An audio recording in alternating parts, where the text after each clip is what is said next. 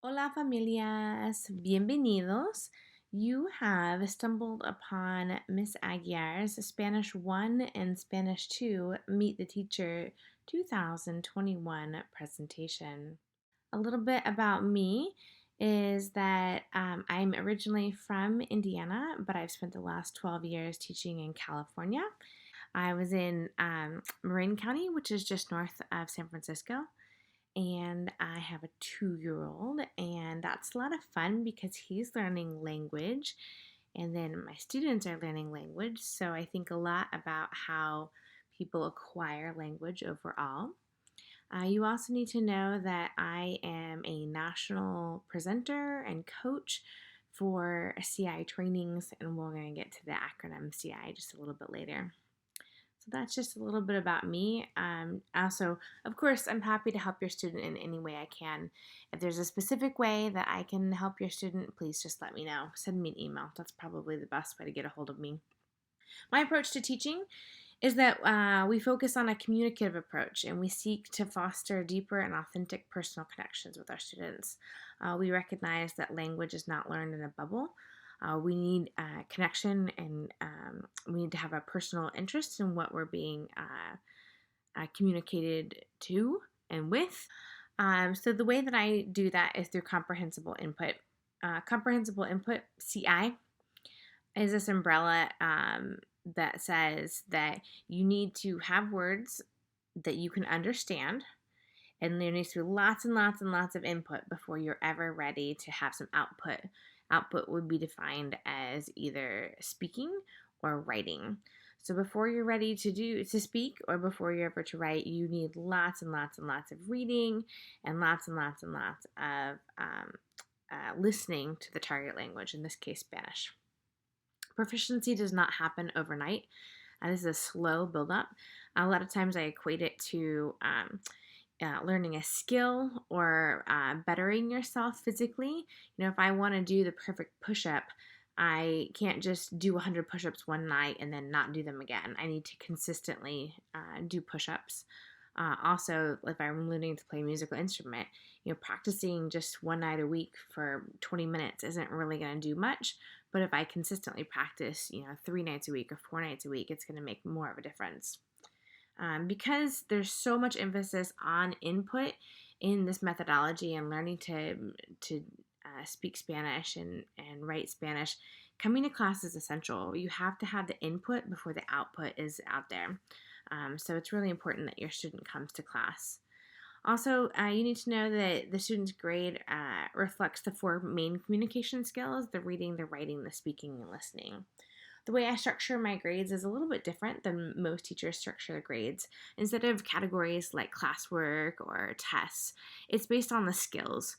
So listening and speaking is combined into 30% of their grade. Reading and writing is combined into a different 30%.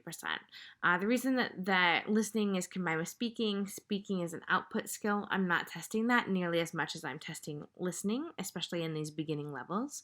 Same thing with reading and writing. Writing output, reading input. I'm making sure that they really understand the input, and we will do some output, some writing that I will score, especially later on as we get in through the year. Another 30% of their grade is the engagement. A big portion of that is your students' participation in class, especially in Spanish 2. Right from the bat, I'm recording that, and I'm really hoping to see really active participation from students. And then also just things that we do for, like, did you do it, did you not do it kind of grades are also going in there. Exit tickets, anytime we do a write and discuss type of thing, any records that we do where I as a teacher am typing notes and I expect the students to copy them down as well, that type of thing is engagement. That's really essential in Spanish. It feels a little silly to, like, hey, I'm writing this, please write this too, but what it does is it's modeling what good writing looks like in Spanish. And then the last 10% of our grade is culture. So culture is important. We want to honor it, and so that's why it's in there as well. One of the ways that you can just support your student overall is asking them to tell you or show you what they did in class. I think really engaging with what's happening currently in classes is one of the main things that you can do. If you really have a student who's eager to get ahead, uh, doing things where, like, for example, where you're watching a movie and the audio is in Spanish, but maybe some English subtitles are on, that is really helpful as well. For the true beginners, the best thing you can do is content that they already know and love, maybe a childhood movie. My son is super into Cars right now. We've seen all three. I didn't know there were three versions of Cars, but there you go. So watching that on repeat is something that a toddler does. Well, your students are toddlers in Spanish right now. And so, they need to watch things on repeat, basically. So having the audio in Spanish and then the subtitles in English, that's really great. For my native speakers, especially my Spanish 2 class, making sure that the audio is in Spanish, but then your subtitles being in Spanish is a great way to up your game so that you're seeing the connection between the spoken Spanish and the written Spanish as well. I also really encourage my students to experience Spanish speaking culture as much as possible on their terms. So things like watching cooking videos for recipes, Spanish, Colombian, Mexican filmmakers with native actors. It's really important that we really go to the culture and have the people who are experts in the culture do those things for us. Me watching Gordon Ramsay talk about how they make this wonderful Mexican dish is one thing, but going to somebody who grew up eating this dish, consistently ate this dish, and they're showing us a recipe because this is their culture. I think that's more authentic, and I really want to make sure that students are exposed to the culture from the people who know the culture best, the people who grew up with it. Also, I really encourage students to explore different types of music. So, unfortunately, country this doesn't quite apply to, but rap, rock, alternative, jazz, anything like that. There are so many native Spanish speaking musicians out there. And so just listening to music as they're doing something else is a great way to kind of increase overall just kind of heightened awareness of Spanish. Even if they're not fully understanding something, just having it on, the brain is going to hear it, and the brain just starts kind of processing it in the background. If you have a student who is struggling, some things that you can do to help them through the struggle. I think one of the biggest things that I see of why people struggle in class is because they fail to focus during the entire class. So making sure that you're talking with your students and figuring out strategies to increase that focus.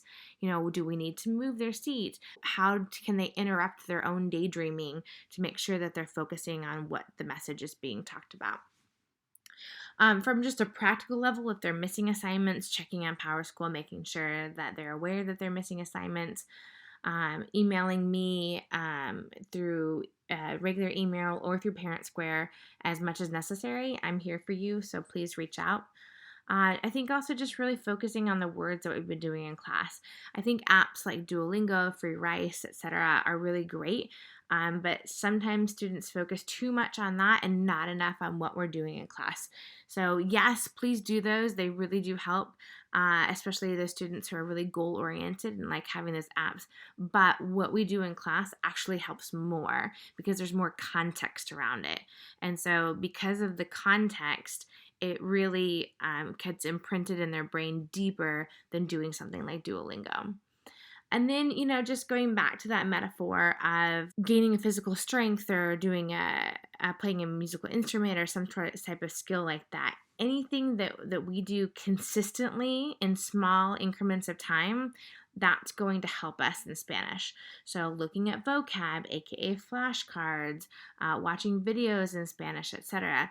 If we're doing that consistently multiple times a week, then that's going to help us overall. Finally, thank you so much for taking the time to listen. If you need anything, please don't hesitate to reach out. Again, my email is caguiar@speedwayschools.net. Thank you very much. Have a great night. Bye.